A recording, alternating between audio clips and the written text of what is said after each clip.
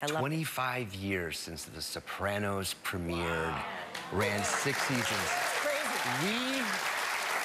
We lived in New Jersey. We lived in New Jersey at the time. We would go to my parents' house for dinner on Sunday night, and they'd be like, "Where are you going?" And we're like, "We gotta get home because there's this show that you should be watching called The Sopranos, and we don't want to miss it." Because back then, if you missed it, you missed it. Do you remember that? When like the TV had a thing and a time you had to be there. And we lived in northern New Jersey. Oh no. And so every neighborhood, especially when they pull up to your house, the Sopranos house, like we think we know where that is. Yeah, exactly. It's so true. Yeah.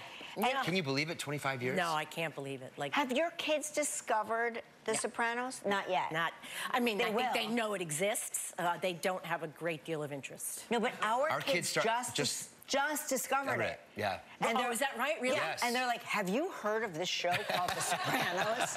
And I was like, "Before you were born, your father and I used to watch that show." I hear when you heard about the cast, they were casting for this, you thought it was for something else? No, I thought it was about singers. Like, all my friends were going, and I was like, oh, you know, because we keep each other in touch. Like, there's this thing that's casting or whatever. Sure. I heard this. I'm like, well, I'm not going to get called for that.